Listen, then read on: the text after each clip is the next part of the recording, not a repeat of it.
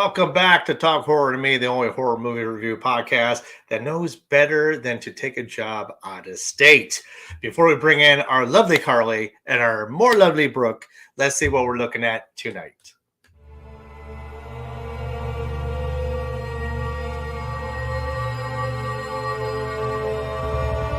Tonight we review Unbreakable. Unbreakable is a 2000 American superhero thriller film written, produced, and directed by M. Night Shyamalan. This marks Shyamalan's second film after his breakout success with The Sixth Sense, with returning The Sixth Sense actor Bruce Willis. Samuel L. Jackson and Robin Wright are also prominent in this film. Unbreakable is the first installment in the Unbreakable film trilogy. In Unbreakable, a security guard, having been the sole survivor of a high-fatality train crash, finds himself at the center of a mysterious theory that explains his consistent physical good fortune. When news of his survival is made public, a man whose own body is excessively weak tracks him down in an attempt to explain his unique unbreakable nature.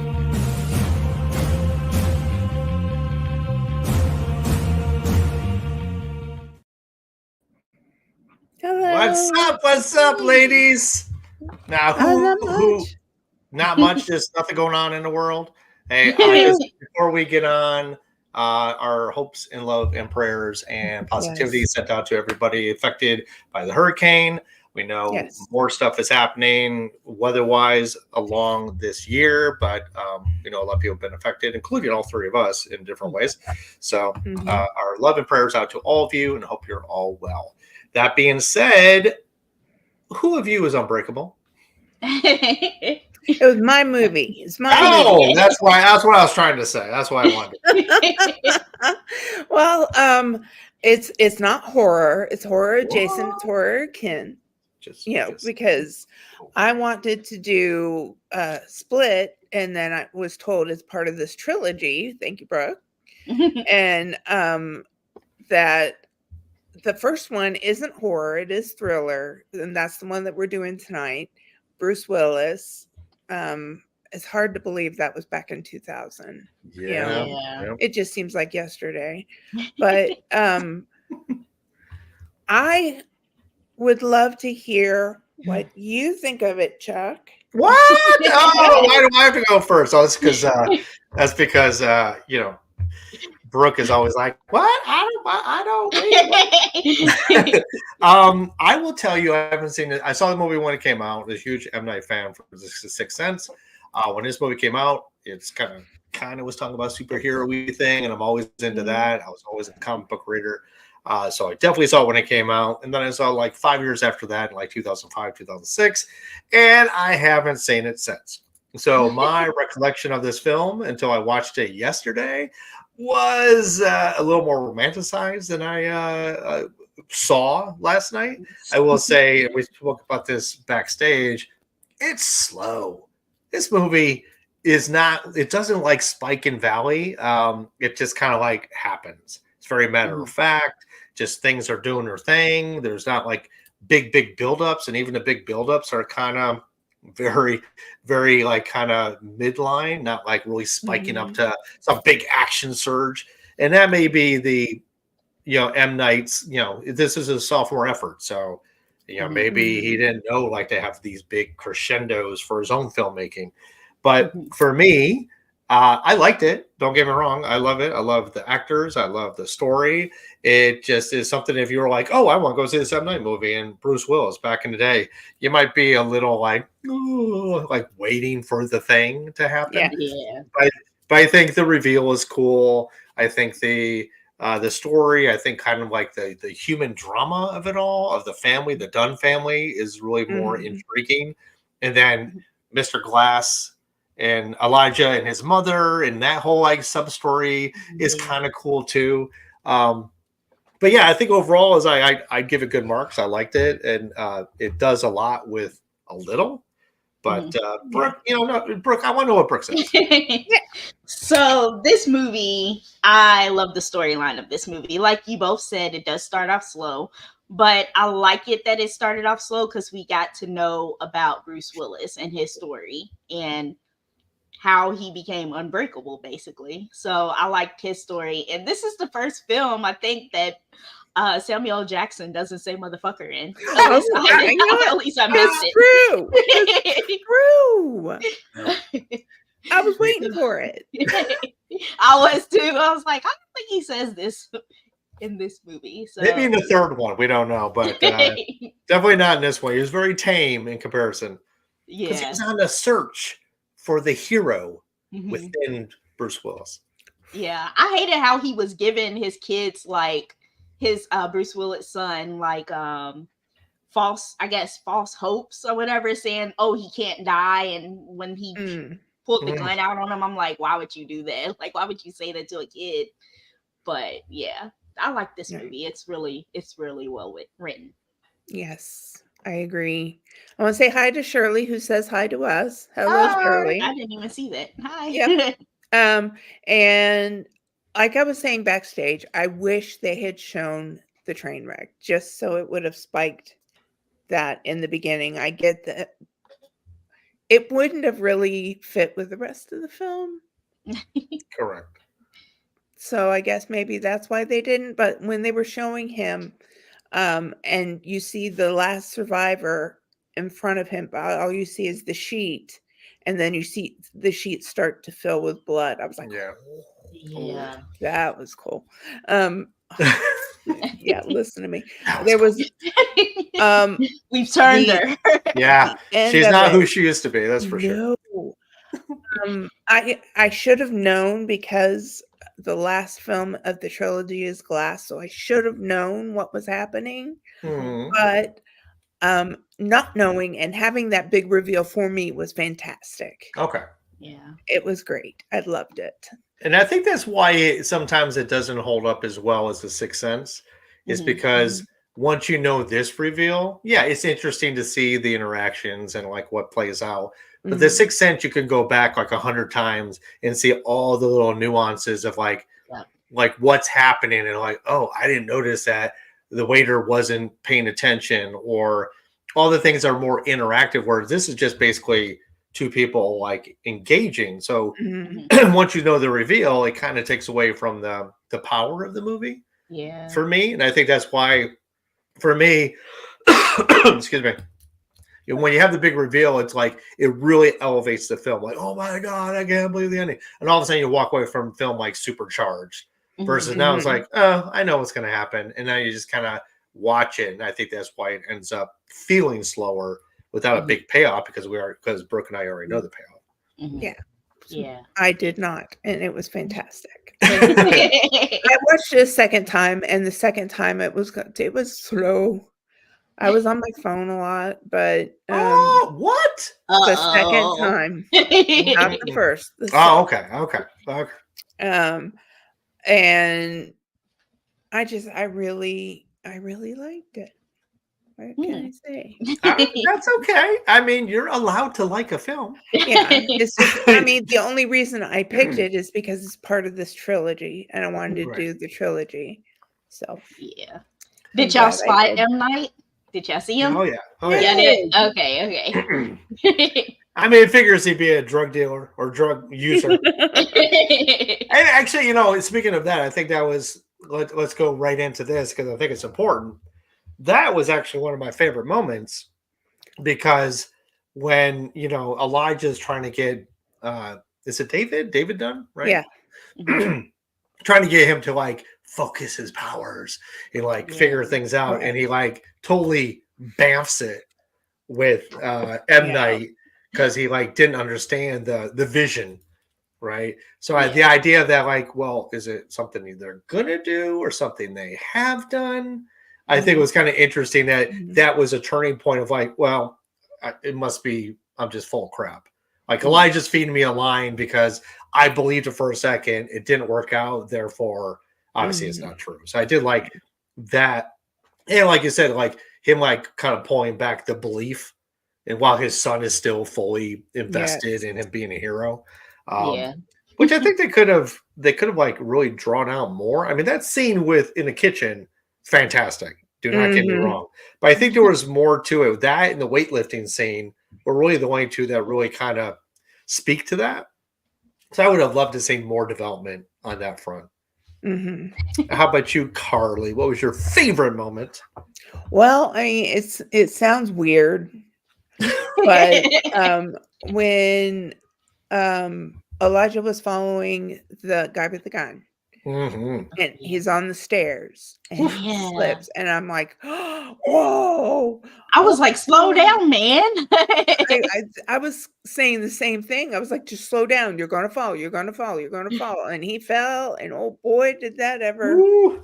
Oh, did he fall? Oh, did he fall? Yeah, he did. I mean, I felt the bones breaking and fracturing, and spiral break. Oh, that is no joke. No joke. But it kind of made him more menacing too, because now he's in a wheelchair. He's got like all the pins in his leg. It kind of make him like he was even more, I don't know, just kind of out of it. Yeah, out of it. Oh yeah, especially when he was in the comic shop store. Yeah. Yeah. Oh, that's great. Which is my favorite part. I know it's stupid, but that's my favorite part. When he kept stopping he kept stopping the wheelchair and turning it, so it was knocking around all the things. I love that part. I thought it was funny. Okay, so you like because it's funny. Now I like that Dan was like, "Hey, how much is this one?" Yeah, I thought that was funny too. After he was about getting the cops ready to be called out. Yes, he just looks at him like, "Really?" So, what about pros and cons of this film? Carly, who do you want to talk about pros and cons? Well, let's start with Brooke. Okay. My pro in this film is how Bruce Willis is unbreakable. So he's strong, and I mean, he is a superhero. Like, he saves people. So I like that. That's my pro. My con, I would say that it does start off slow. It does take a minute to get into the story. So yeah, that's my con. And I would agree with that. I honestly think that if it wasn't M. Night on the heels of like a smash success with Sixth Sense, because people will give you a lot more, latitude to get there. When you've already succeeded and like, what's he gonna do? What's he gonna do? Unfortunately, if this had been anybody else, if this had been his first film, I don't think it would have been as successful. Or people would have been more bored because we're not like assuming something great is going to happen. So I think overall it would have been kind of So yeah, the con is just the drawn outness of the storytelling. As I said backstage, like the train crash, we could have seen it. I don't think the extra dollars spent on it would have really affected the scene. I kind of like when the son is watching TV upside down and he sees it on the news. I think that was kind of interesting, his reaction. And then at the end, my biggest complaint was that he goes and follows that station worker to that family's house. And I don't know, it just seemed like there was like, it was low stakes. For some reason, because we know he's unbreakable and the other guy is just a guy. I don't know. It just felt like there wasn't any drama, wasn't a buildup. I didn't have a concern for Bruce Willis's character in that moment. And he gets saved by the kids anyway. So that was pretty ironic.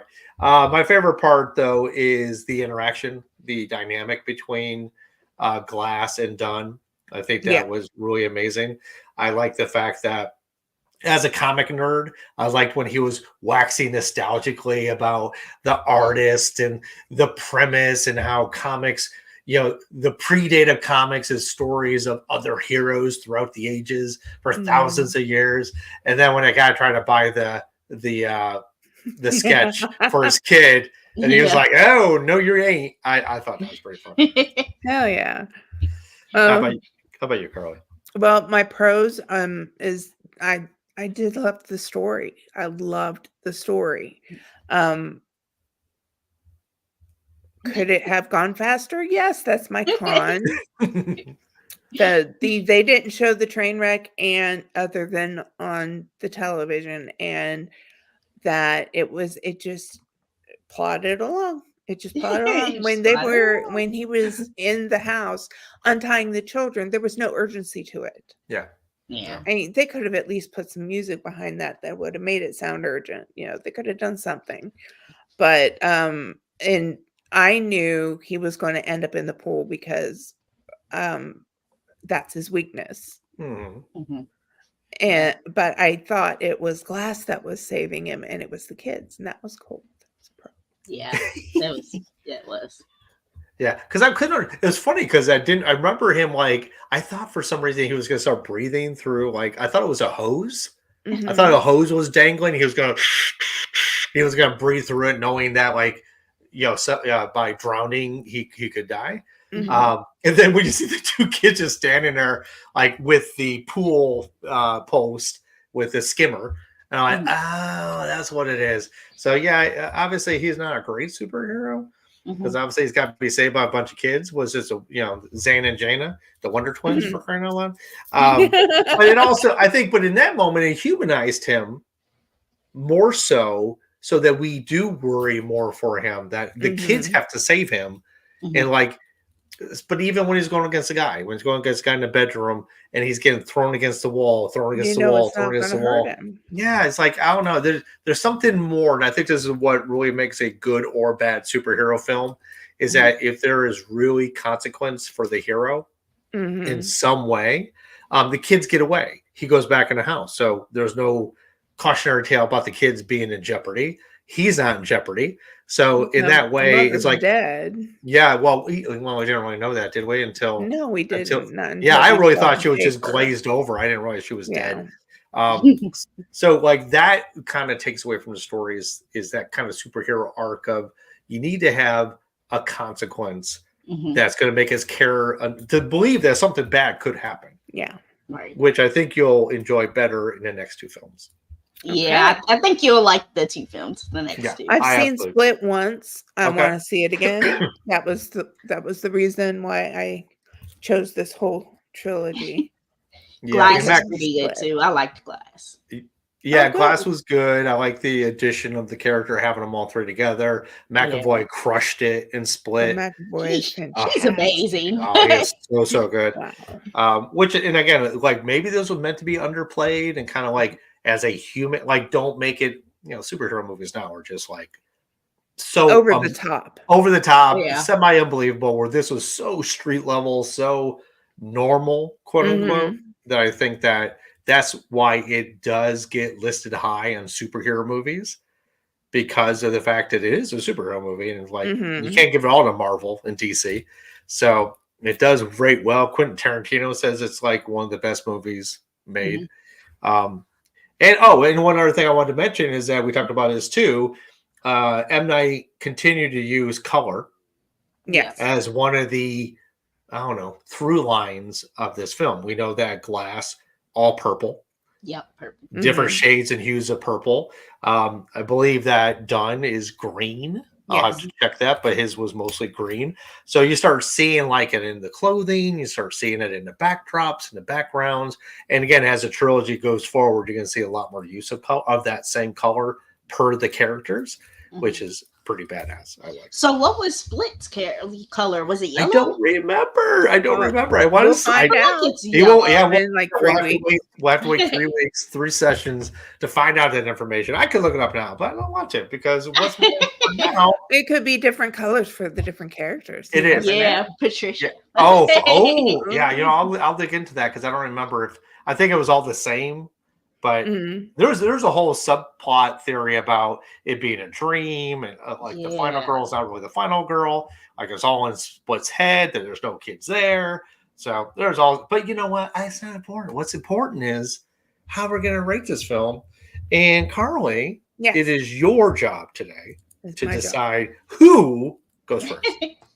Well, just for that, it's going to be you. Why listen, I'm teeing you up. Why do you gotta just smack it back in my face like give me all right? Because I love you, Chuck. Ah, you're very sweet. I mean, again, it really holds up as a film. It holds up story-wise. It does not hold up to keeping my attention like it once did. Yeah. And that may be just a fault of how we see films and everything so kinetic and split edits and fast. Yeah. So I don't want to discount that it was a good story. And maybe it's just my impatience that's getting the better of me. But I do feel like it was a little too like just this and it didn't have a lot of didn't have a lot of big moments to like really hold on to. So in that regard, and as a result, I'm going to give it 3.5 active comics because they couldn't use the word action comics because that had been copyrighted. So they use active comics, and I will give it 3.5 of those. Very nice. Thank you. How about you, nice. Brooke? Yeah, Brooke. I'm gonna give it a 4.6. Let's see. Bones breaking. Ooh. I mean, it was a lot more than 4.6, but I mean, I think he got 50 times that amount of pins in his legs, but man. Okay. And about you, Carly? Well, if I was to rate it as a horror movie, it would not rate well at all because it's not horror. No.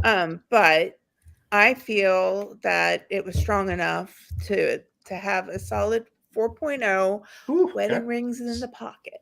Oh, man. That's when I thought I was not going to like him. Well, I did like him. That's the reason why I did like him. He was like, oh, hey, sexy girl. Bloop, bop. I was like, and I did like, I like and I didn't like the camera pan between the seats, going back to him, then sliding back to her, and then back to him. It was super interesting because it was almost like the kids that he saw between the seats were the ones watching this whole thing unfold, which was super interesting to believe it was the kid's perspective. And then I did love the fact that she's like, I think I'm going to find her a seat. So I like that he like comes off as really skeezy and gross, but it really sets up like the kind of the marital status. It sets up like what's going on in a relationship, the fact that they are sleeping in different beds, that the kid's so desperate for them to get together, so he puts their hands together at the hospital, then they like pull them apart again when he walks ahead. Oh, in that way, I think the film excels. Like those little moments of like, you don't gotta say anything, but everything is being stated in those little actions, which I thought were really good. Right. Yes. Rings and pockets. I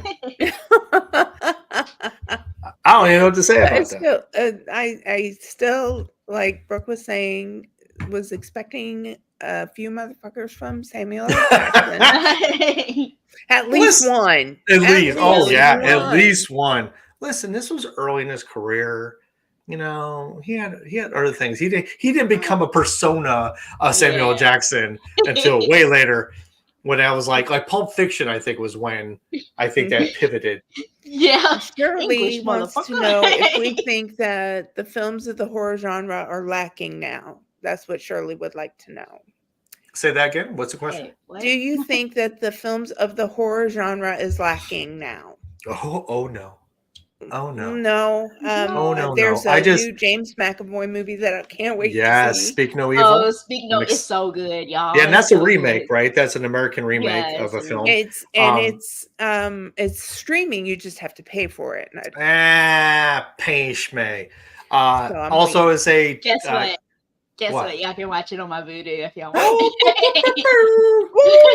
Love that.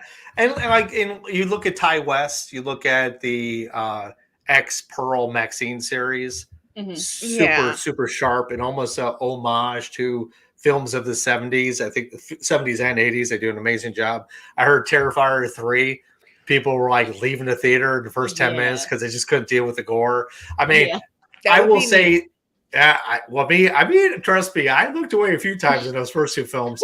I think the remakes that they're doing are kind of strong, but not. But I think there's a whole other world of horror happening, like Born in a Violent Nature. There's a lot of films now that are either looking back to films from the 60s, 70s, 80s, like even Fear Street. Like that series on Netflix. I mean, that's that one like was decent. So there's a lot of things happening in horror that seem kind of but if you look at like overall, there's a lot of good films coming out in the genre, and not just like the 7th film of a series. There's a lot of good things happening right now. Well, they redid Salem's Lot, which is going to be my pick. My next pick. Yeah, okay. They redid Salem's Lot. Yeah, that's on Max, right? They're Right. coming out on Max. Yeah, I think so. Yeah, or later this month. All right, but that being said, thank you for that, Brooke. Because what's the next horror classic? What's happening? Who's picking it? What's going on? I am so unprepared. Wait, what? Oh, okay. Well, I'm just gonna let you know this is a blind taste test because I just heard about this through my socials. It's called Milk in Cereal, and cereal is Serial, like serial killer. It's called Milk. It's a found footage film. It's an hour long. It's on YouTube. It's only an hour? Yeah, it's only an hour. It's on YouTube. Okay. People kind of buzzing about it right now. I have not seen it. So I'm going into my pick blind. I can't say, oh, it's great. So you guys will love it. I have no clue about this film, but it's called, apparently it's about people who do a prank. Like they're almost like Mr. Beast. Like they're known for doing pranks, but they want to prank their friend for his birthday and things go horribly awry. And I'm kind of excited. I don't know if it's going to be good or not, but you never know. You never know. So yeah, Milk and Cereal on YouTube. And so enjoy. Don't have to worry about paying for that. True. Very true. He's probably got to be signed in, which means I'll be watching it on my computer. Okay. Oh, and just one more thing before we go. I have to give a huge shout out to Randy Feltface. I saw him in concert, or he went on concert. Saw him at Comedy Club with Judy last night. He's a puppet from Australia, and he does like 90-minute like stand up behind like, a little bench. Fantastic. I was crying. If you never heard of Randy Feltface, go to YouTube. He's awesome. So that's my little familiar. Probably because I brought him up before to you off screen, but he's it's the same in person is hilarious. And got the tour shirts and everything. So I'm pretty excited.